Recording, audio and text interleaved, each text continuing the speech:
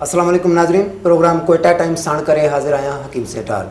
नाज़रीन, अॼु असांजे प्रोग्राम में असांजी मोअज़्ज़ज़ महिमान आहे जग मशहूर समाज सुधारक ऐं अॻूणी वफ़ाक़ी वज़ीर मोहतरमा ज़ुबैदा जलाल साहिबा। असीं कोशिशि कंदासीं त मैडम सां अॼु असीं पंहिंजे प्रोग्राम में मुल्क जी ख़ासि तौर ते बलूचिस्तान जी जेका मजमूई सूरत हाल आहे उन ते तफ़सील सां गुफ़्तगू करे सघूं। अस्सलाम वालेकुम मैडम। वालेकुम सलाम। मैडम, बलूचिस्तान का मसला है क्या?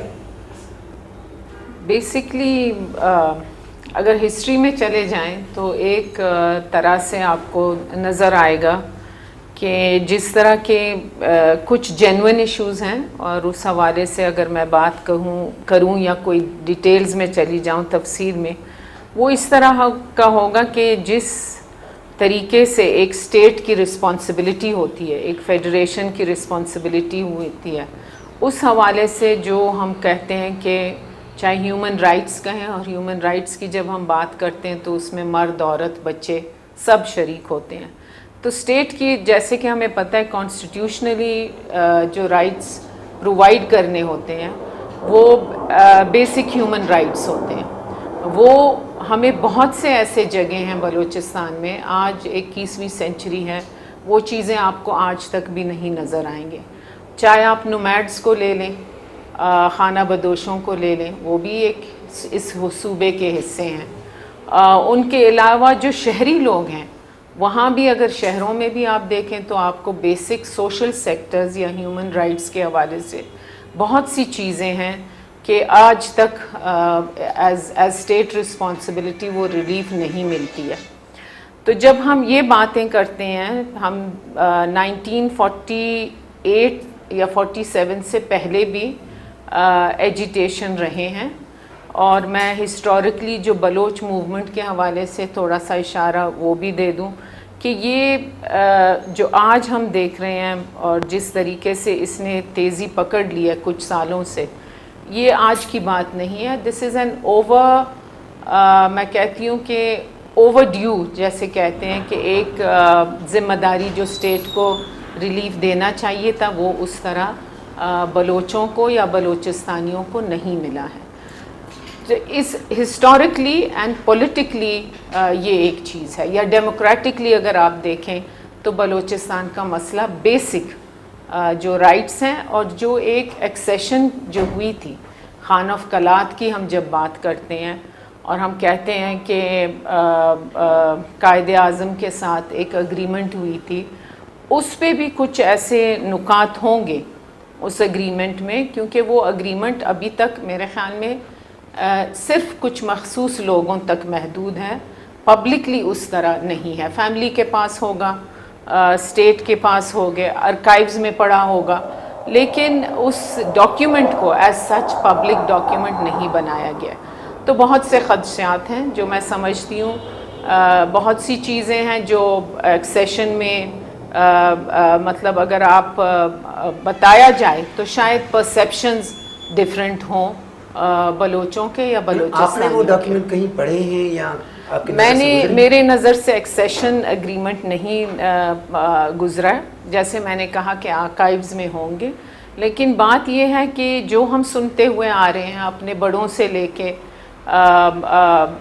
या कि जो हमारे मतलब फर्स्ट जनरेशन या सेकंड जनरेशन जो इस चीज़ से एक्टिवली गुजरी हुई है, तो उससे हमें पता चलता है कि कुछ मतलब जिस तरह कहते हैं कि एग्रीमेंट्स के जो कमिटमेंट्स हैं कि कुछ चीज़ों को किसी हद तक शायद इम्प्लीमेंट किया गया है, लेकिन 90% मेरे ख़्याल में उस एग्रीमेंट पे या जिस तरीके से स्टेट को मोल्ड करना था और बलूचिस्तान की अपनी एक ऑटोनॉमी और अपनी एक वो जो ख़ुद मुख्तारी है, उस तरह से इम्प्लीमेंटेशन बाय द फेडरेशन नहीं हुई है। मैडम, कम से कम गुज़श्ता 3 दिहाइयों से बलूचिस्तान खून की लपेट में है, तो इस हवाले से पूछना यह है कि बलूचिस्तान के मसले को समझने की कोई कोशिश नहीं की गई या बलूचिस्तान के मसले को कोई समझना ही नहीं चाहता? देखिए, मैं जो अपना जितना मेरा वक्त है, मैं मतलब पॉलिटिकली जो मेरा पीरियड तकरीबन 15-16 साल हो गए हैं, जिससे मुझे खुद बज़ात खुद जो नज़र आ रहा है کہ دونوں طرف سے کمزوریاں ہوئی ہیں، فیڈریشن سے بھی اور پروونشل گورنمنٹ کی طرف سے بھی. کچھ رسپانسبلٹیز فیڈریشن کی ہوتی ہیں، کچھ پروونشل گورنمنٹ کی ہوتی ہیں. دونوں طرف سے ان چیزوں کو جس طرح آپ کہیں کہ ایک قوم کو سمیٹ کے قومی دائرے میں لانے کے لیے ایکچوئل امپلیمنٹیشنز نہیں ہوئی ہیں، لانگ ٹرم نہیں سوچا گیا. شارٹ ٹرم جو بھی حکومت آئی ہے انہوں نے تھوڑا بہت ڈیولپمنٹ میں کام کیا، جیسے آج کل کے اس حکومت میں تو ایڈوکیشن اور ہیلتھ پہ بہت کام ہو رہا ہے. تو آپ دیکھیں گے کہ ایز اے نیشن اور وہ جو ایک پروونشل ہارمنی یا کہ ایک فیڈریشن کے ساتھ ایک قوم کو لے کے چلنا، وہ چیز اس پہ اس طرح کام نہیں ہوا ہے. یہ پتہ نہیں ویژن نہیں ہے یا سوچ نہیں ہے، لیکن جاننے کا تو سب کو پتہ ہے. آپ کیا سمجھتی ہیں کہ کون ایسا راستہ ہے جس سے معاملات ختم ہو جائیں؟ میں تو سب سے پہلے سمجھتی ہوں کہ پروونشل گورنمنٹ کی بہت بڑی ذمہ داری ہے. فار انسٹنس مثال میں ابھی گوادر اکنامک کوریڈور کی بات کر رہی ہوں. صرف راستہ بنانا، روڈ بنانا یا صرف ریلوے کا ٹریک بنانا، اس سے بلوچستان کا مسئلہ حل نہیں ہوگا. کیونکہ اگر آپ اس پورے قوم کو اس نیشنل ڈیولپمنٹ اکنامکلی یا سوشلی جب تک ان کو لے کے نہیں چلیں گے، وہی گریوینسز، وہی ناراضگیاں، وہی تکلیف جو لوگ گزر رہے ہیں وہ اور بڑھیں گے. کیونکہ فرسٹریشن بہت ہوتی ہے کہ دیکھیں ایک طرف سب کچھ ہو رہا ہے اور دوسرے صوبوں کو جا رہا ہے، دوسرے صوبے پروگریس کر رہے ہیں، ہیومن ریسورس کے حوالے سے میں بات کر رہی ہوں، اور بلوچ وہیں کا وہیں ہے. بیسکلی مطلب ایک مثال دے رہی تھی کہ ابھی جو اس وقت جو جس طریقے سے ایک ہارمنی اگر ہم چاہتے ہیں یا بلوچوں کو ان کی جو گریوینسز ہیں جینون ان کو کیسے کیٹر کریں، میں سمجھتی ہوں اس طرح کا سوچ اور ویژن ہونا چاہیے کہ آلریڈی اگر 2 سال میں ہم کہیں کہ 2 سال میں چائنیز نے اس کو سارا سیٹ اپ کر کے دینا ہے، روڈ کو بھی اور ریلوے ٹریک کو بھی، تو 2 سال میں ہمارے پاس کافی ٹائم ہے کہ ہم اپنے ہیومن ریسورس کو بھی ڈیولپ کریں.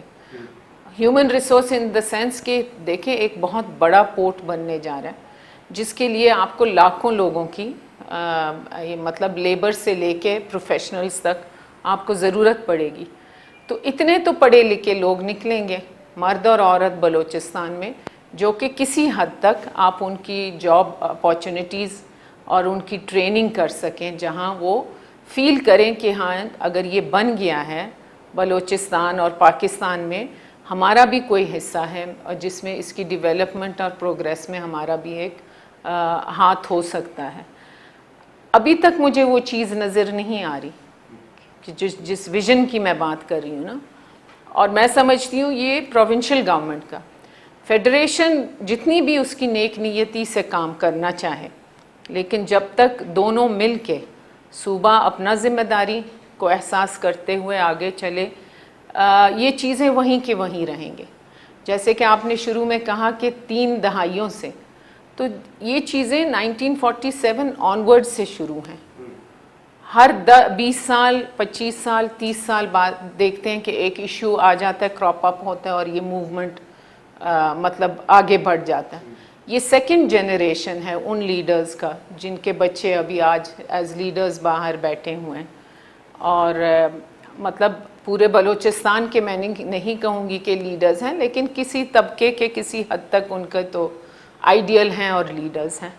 تو یہ چیزیں جیسے میں نے کہا it takes both the governments, چاہے فیڈریشن ہو یا پروونشل، کہ مل کے ان چیزوں کو سوچ سمجھ کے اپنی ڈیولپمنٹ جو کہ صرف بلوچستان کے لیے نہیں پورے پاکستان کے لیے یہ کہا جاتا ہے کہ اکنامکلی اتنا وائبل چیز ہے یہ پورٹ کہ جہاں میرے خیال میں کسی ایک دن ایسا بھی آ سکتا ہے جہاں پاکستان کو کسی کے سامنے ہاتھ پھیلانے کی ضرورت نہیں ہوگی. میڈم آپ نے گوادر کاشتگر راہداری کے حوالے سے ذکر کیا, تو کیا سمجھتی ہیں آپ کہ گوادر کاشتگر راہداری کا جو عمل ہے سپر طاقت جو ہیں وہ اس کو کمپلیٹ ہونے دیں گے؟ لیکن اب وہ ڈپینڈ کرتا ہے اگین ہماری فارن پالیسی پہ اور کس طرح ہم اس چیز کو آگے لے سکیں. اگر آپ امریکنز کو دیکھیں اور ایرانیوں کو دیکھیں, مطلب کتنے سالوں سے ایک نیوکلیر ایشو پہ مطلب ان کا چل رہا تھا اور ایران پہ سینکشنز, اگر انہوں نے بھی اپنا راہ نکال دیا اور راستہ نکال دیا تو میں سمجھتی ہوں امریکنز, پاکستانیز, چائنیز, ایرانی, انڈین بھی بیٹھ سکے ایک لائحہ عمل نکال سکیں گے جس میں جس کا جو بھی مطلب کنسرن ہو, جینوئن کنسرن ہو, نیشنل انٹرنیشنل کنسرن ہو, اس پہ بات چیت ہو سکتی ہے اور ایک دوسرے کے پاؤں پہ نہیں چڑھ سکتے, مطلب راستے نکل سکتے ہیں. اور جس طریقے سے میں دیکھ رہی ہوں ہنڈرنسز آ رہے ہیں, مطلب جیسے ہم دیکھ رہے ہیں کہ بہت سے ہاتھ انوالو ہیں, بہت ہیں جو نہیں چاہتے کیونکہ ان کی اکنامکلی یا ان کی مطلب پالیسی پہ یا فارن پالیسی پہ اثر پڑے گا, لیکن راستے نکل آ سکتے ہیں. ناظرین, میڈم زبیدہ جلال اساں सां गॾु आहे, पर हिते वक़्तु थी वियो आहे हिकु नंढड़े वक़्फ़े जो, असां सां गॾु रहिजो.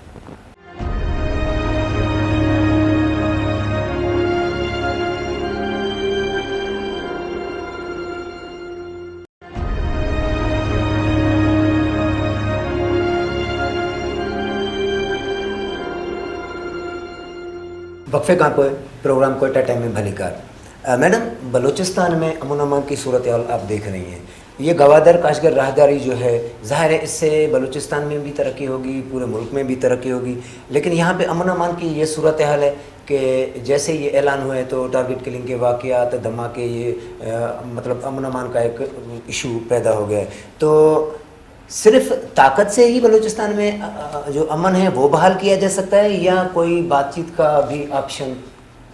देखिए, बातचीत का ऑप्शन तो मतलब दूसरी तरफ से जो लीडरान बाहर बैठे हुए हैं उनका तो क्लियर कट एक इशू है कि हमें कॉन्फिडेंस नहीं है सूबाई हुकूमत में, और अगर बात करनी है तो आज़ादी के अलावा हमने कोई बात करनी नहीं है. मतलब ये दो ऐसे ग्रुप्स हैं जिनकी ये बात है और बैठे हुए हैं. But on the other hand कुछ हमने देखा है कि बातचीत खान ऑफ कलात के साथ भी बातचीत कामयाब हुई या नहीं हुई वो तो दूसरी बात है, लेकिन बैठने की हाल अहवाल तो हुई है. तो मैं समझती हूँ कि टाइम लगता है,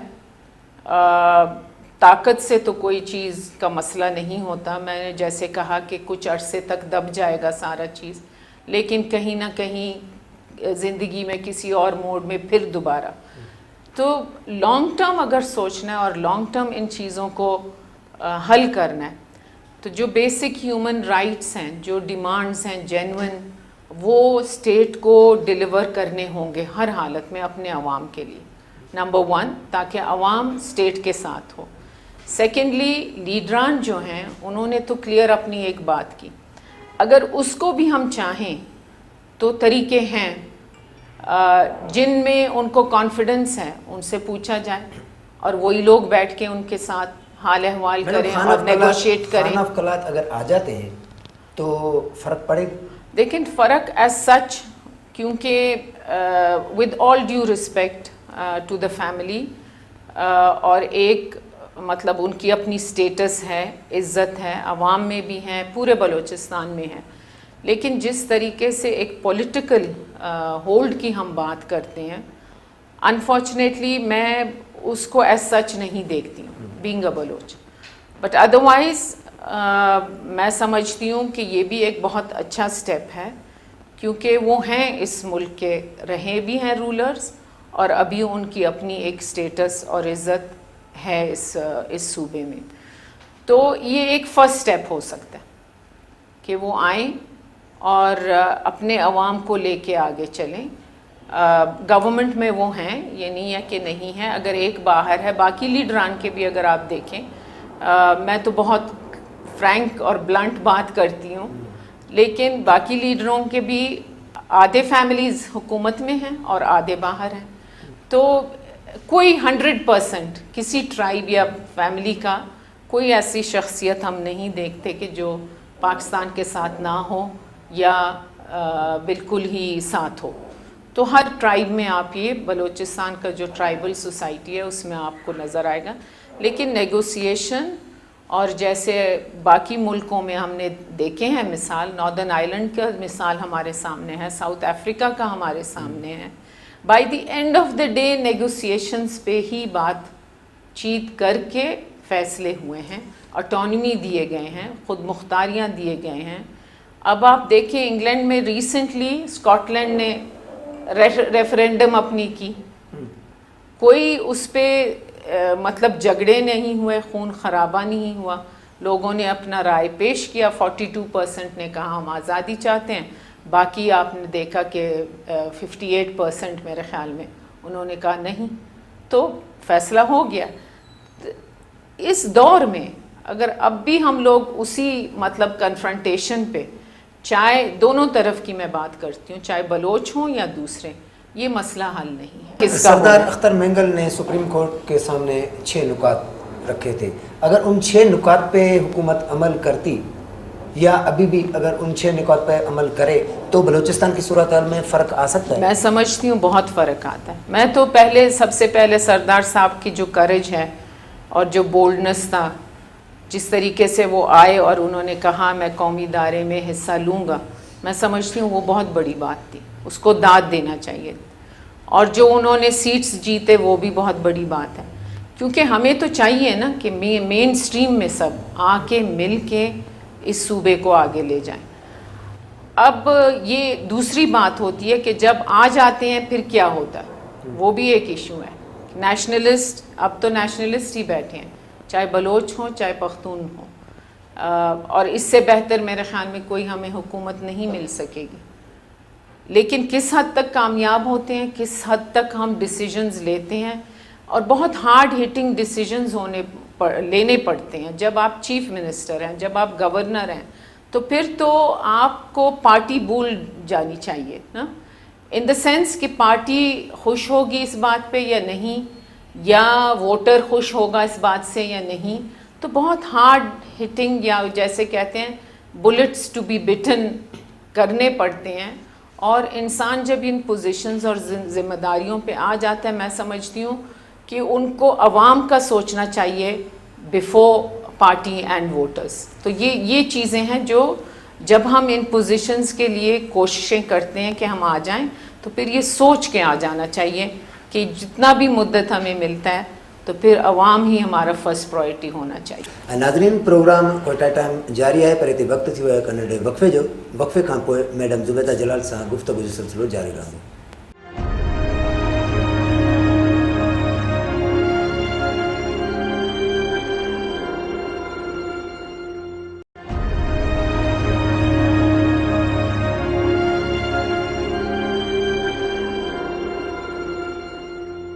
پروگرام کوئٹہ ٹائم میں ایک دفعہ بھی ہر بھلی کار.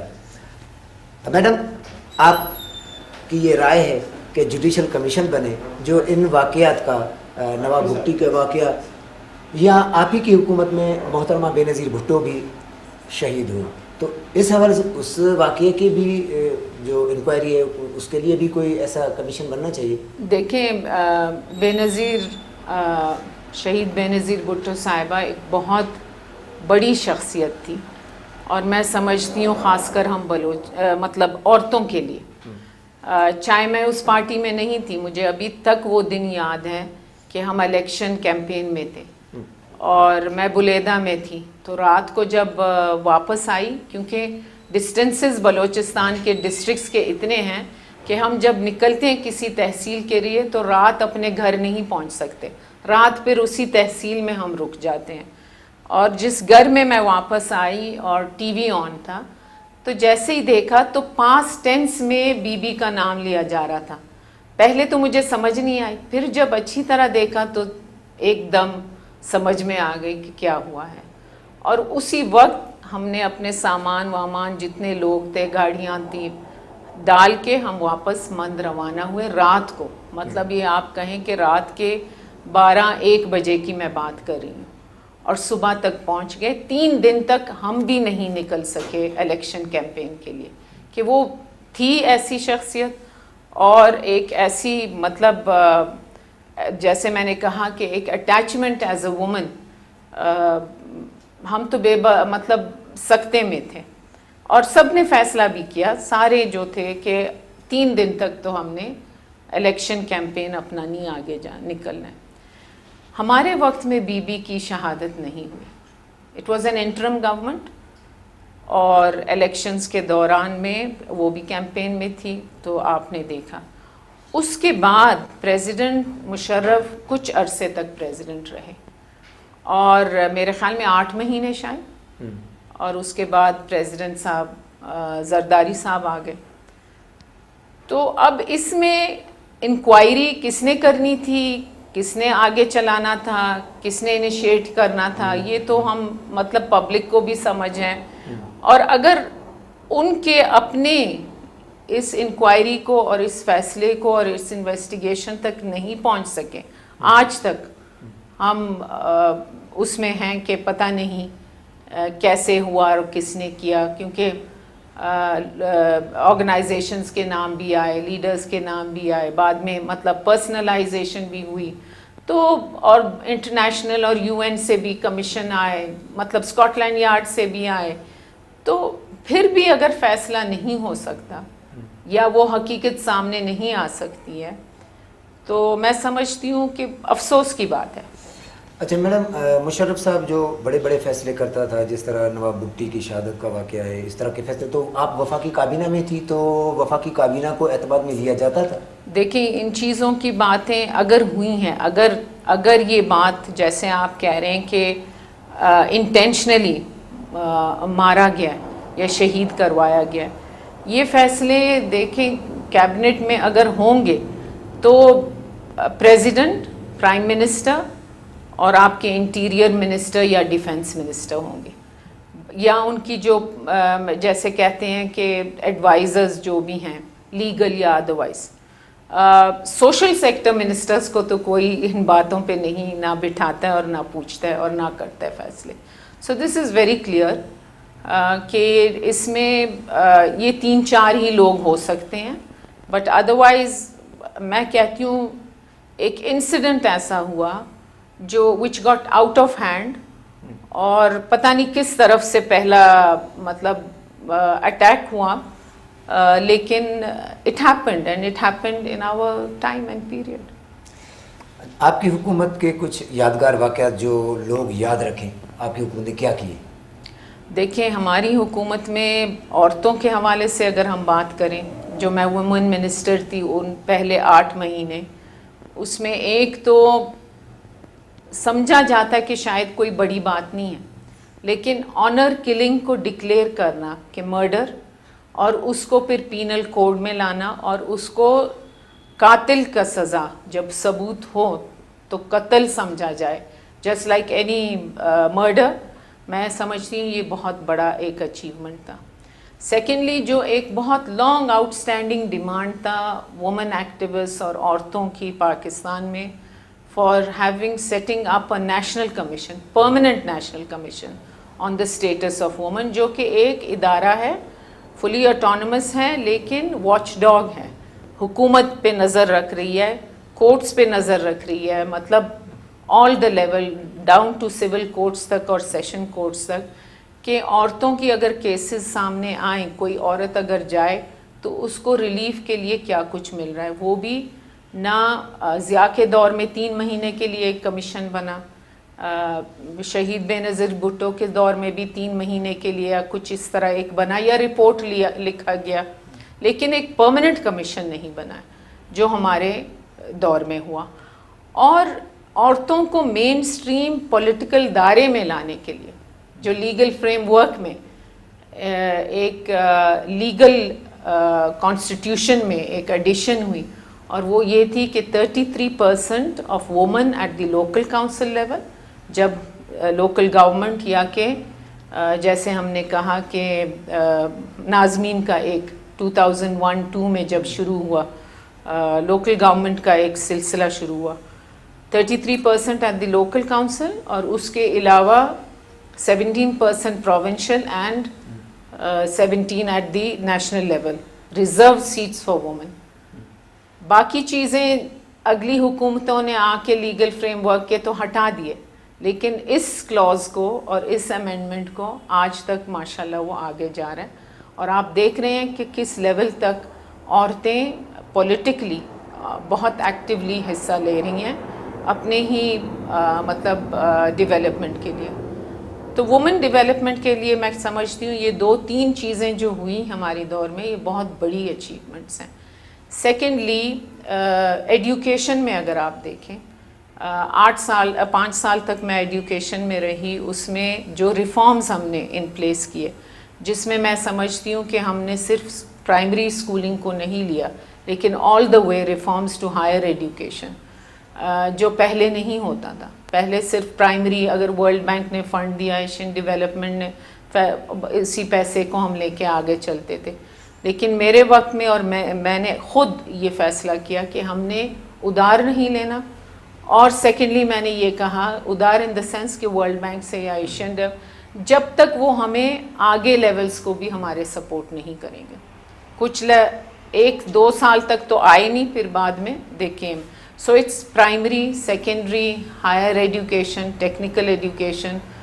اور پھر ایک جو ہم نے سن 2000 میں ڈکار میں ایڈوکیشن فار آل کا جو کانفرنس ہوا جس میں میں نے یہ کہا کہ دیکھیں یو این کمٹمنٹس بہت کرتی ہے لیکن ایکچوئل ڈیلیوری فائنینشیل نہیں ہوتی ہے. تو ملک میں تو یہ سمجھا جاتا کہ پیسے آ گئے ہیں, پیسے کدھر گئے.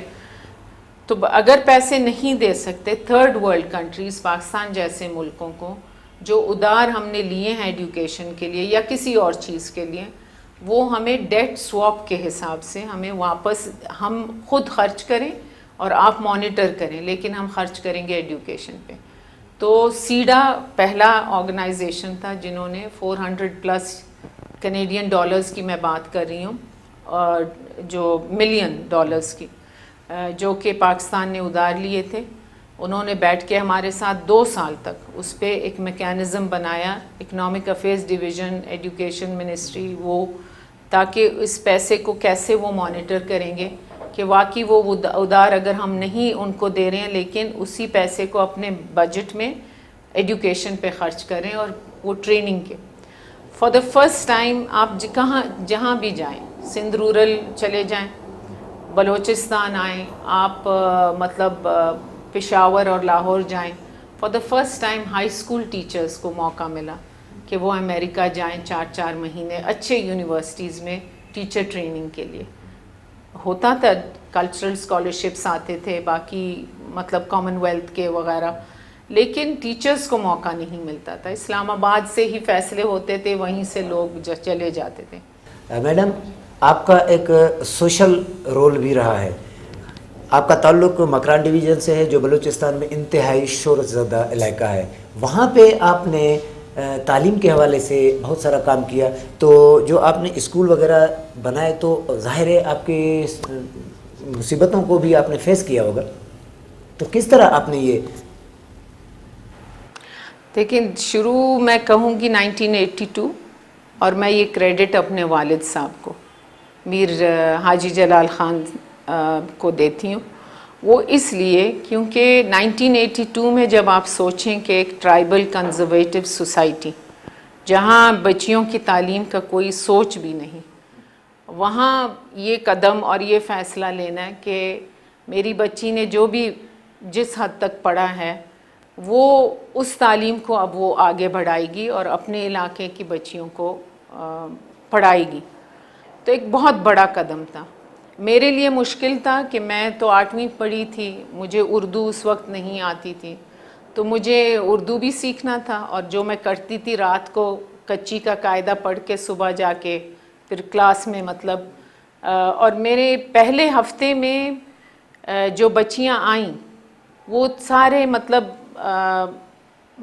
اس طبقے سے मेरे अपने कबीले की बच्चियां नहीं आई, मतलब जो घरों में काम करती हैं बच्चियां या जो किसान लोगों की बच्चियां, क्योंकि हमने कहा स्कूल हर किसी के लिए है, वो आए और पहले हफ्ते में 75 बच्चियां आई। मेरी 2 बहनें थी जिनको मतलब छोटी थी तो स्कूल आ गई, उसके अलावा बाकी कुछ फैमिली, लेकिन फैमिली के अपनी बच्चियां 3 साल तक नहीं आई। इस वक्त मैडम आप सियासी मंजर से तकरीबन गायब हैं, तो इस वक्त आपकी क्या मसरूफियात हैं? मैं देखिए पिछले जो 2013 में इलेक्शंस हुए उसमें मैंने PMLN को ज्वाइन किया था और वजह यही थी जो बेसिकली मैं एक बहुत सोच समझ के ज्वाइन किया कि मैंने ये उम्मीद थी कि नेशनलिस्ट गवर्नमेंट है, PMLN पंजाब का मेजर या मेजॉरिटी जो है मतलब मैंडेट होल्डिंग पार्टी है, और इस होप और उम्मीद से कि ये मिल के बलूचिस्तान का जो इशू है किसी हद तक इसको रिजॉल्व करेंगे। मोहतरमा आपका बहुत शुक्रिया कि आपने हमारे प्रोग्राम कोयटा टाइम में शिरकत की। नाज़रीन इन ते प्रोग्राम कोयटा टाइम जो वक्त पंहिंजी पुॼाणी त पोइ तो ईंदड़ प्रोग्राम ते ॾींदा इजाज़त। अल्लाह भाई।